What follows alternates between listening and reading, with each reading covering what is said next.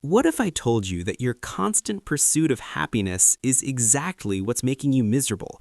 That your attempt to stay positive all the time is what's causing your anxiety? That your desire for everything in your life to be perfect is the main source of your suffering? A writer named Mark Manson turns traditional self-help advice completely upside down and says, "Stop trying. Stop fake positive thinking. Start accepting the harsh reality and learn the art of not giving a fuck." Stay with me as I reveal why indifference, not motivation, is the secret to a good life, and how to wisely choose what deserves your attention and what should be completely ignored. Imagine this scene. You wake up every morning and open Instagram or Facebook. You see your friends' photos, amazing vacations, big achievements, happy and perfect lives. You look at your own life and feel inadequate, not successful enough, not happy enough, not attractive, rich, or famous enough. You start your day feeling anxious and pressured to be better, to achieve more, to become someone other than who you are.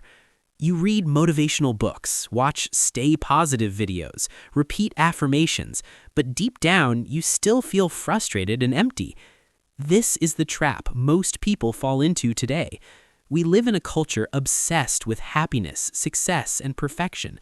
Every ad, every social media post, every self-help book tells you you can be anything you want. You're special. Just think positively and everything will be great. But Mark Manson says something completely different and refreshingly brutally honest. No, you're not special. No, you won't be everything. And no, positive thinking alone won't solve your problems. In fact, all these messages are making you more miserable. The core idea of the subtle art of not giving a fuck is simple. Life is full of problems and suffering, and that's normal and even healthy. The problem isn't that you have problems. The problem is that you have the wrong problems, or that you care about the wrong things. True happiness doesn't come from avoiding problems or pretending everything is great.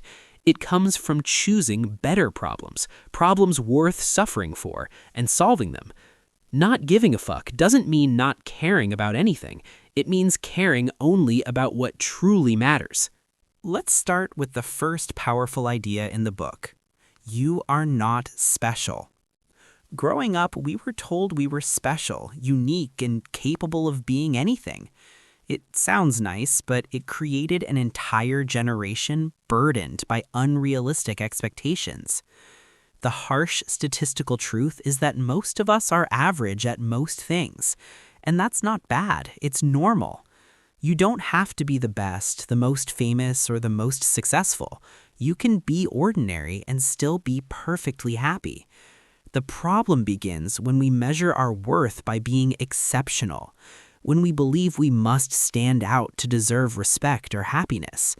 This creates constant anxiety because there will always be someone better than us at something. Social media has made this far worse because now we compare ourselves to the highlight reels of millions of people. When you accept that life is hard and that everyone suffers, you stop feeling like your pain is unique or unfair, and you start dealing with it constructively. The second idea is that happiness is a problem. We chase happiness as if it were a permanent state we can reach and stay in. But happiness is a temporary emotion like any other. It comes and goes. More importantly, constantly chasing happiness makes you unhappy because you always feel like you're not happy enough, always searching for the next thing that will finally make you happy. The more intensely you desire something, the more you remind yourself that you don't have it, deepening your suffering. The more you chase happiness, the more aware you become of your unhappiness. The harder you try to be rich, the poorer you feel. The more you want to be loved, the lonelier you feel. It's a cruel paradox, but a real one. The third idea is that your attention is limited. Your life is short, your energy is limited, your attention is limited. If you give it to everything, you'll accomplish nothing meaningful. Most people waste their attention on trivial things, strangers' opinions, social media drama, news that doesn't affect them, problems they can't solve. Then they wonder why they feel exhausted and lost. The art of not giving a fuck is the art of choosing carefully what you care about. Learn to say I don't care about most things so you can say I care deeply about the few things that truly matter. Don't care about random people's opinions. Don't care about every scandal or breaking news. Don't care about constant comparison. Instead, care about your values, your deep relationships, your health, your personal growth, and the contribution to the world. This leads to the fourth idea, the importance of the right values. Manson distinguishes between good values and bad values. Bad values are based on things outside your control, superficial or socially destructive. For example, happiness is a bad value because it's a temporary emotion you can't control. Popularity is a bad value because it depends on others' opinions. Materialism is a bad value because it never satisfies and isolates you. Good values are grounded in reality, internal, controllable, and socially beneficial. Examples include honesty, creativity, generosity, courage, and humility. These are values you can live by regardless of external circumstances, and they improve your life and the lives of others. When you build your life on good values, you find stable meaning and satisfaction, regardless of external results.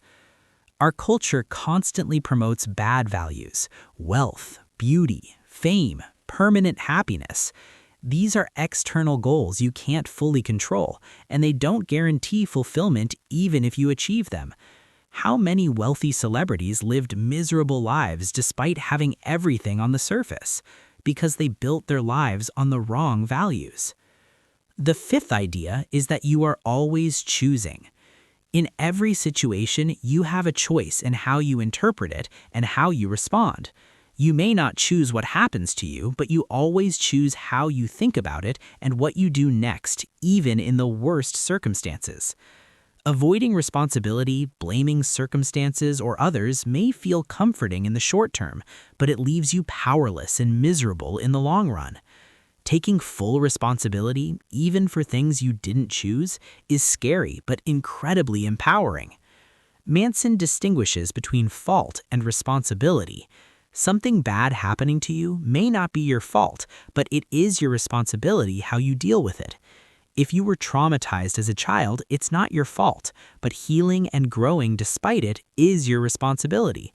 If you lost your job due to an economic crisis, it's not your fault, but rebuilding your life is your responsibility.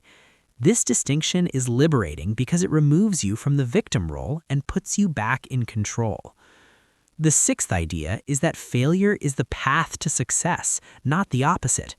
Our culture teaches us to avoid failure at all costs, to hide our mistakes, to pretend everything is fine. This creates fragile people who collapse at the first real problem. The truth is that every successful person has failed many times. Failure is not the opposite of success, it's part of it. Failure is how we learn, grow, and improve. Fear of failure prevents you from taking risks, experimenting, and living fully. Instead, embrace failure. Fail fast, fail often. Learn from every failure. That's the only path to real growth. Also, learn to be comfortable with uncertainty and doubt. Most people seek certainty, clear answers, guaranteed paths, but life is full of uncertainty. The mentally healthiest and most successful people are comfortable saying, "I don't know. I might be wrong. I'll try and see what happens." This openness and flexibility make you less anxious and more adaptable. The seventh idea is the importance of saying no.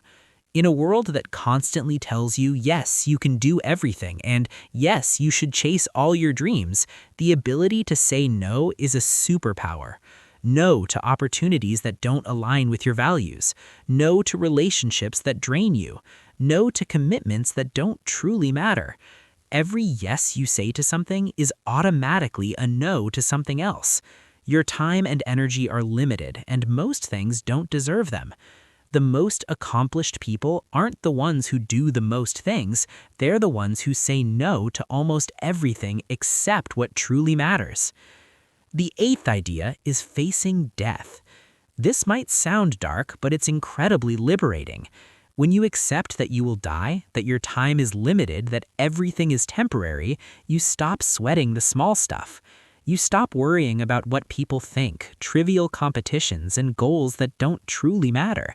Death puts everything into perspective. When you accept that you will die, that you are not special, that you will be forgotten, you can stop trying to prove yourself to the world and start living an authentic life that truly matters to you. Thinking about death regularly doesn't make you depressed, it makes you more alive. When you realize that every day is a gift, you stop wasting it on things that don't matter. You become more grateful, more present, and more courageous in living the life you want. In conclusion, the subtle art of not giving a fuck is not about becoming lazy or not caring about anything. Quite the opposite. It's about caring deeply about the right things and not wasting your limited energy on everything else. It's about accepting that life is hard, that you're not perfect, that you will fail and suffer, and that all of this is a natural and necessary part of a full, meaningful human experience.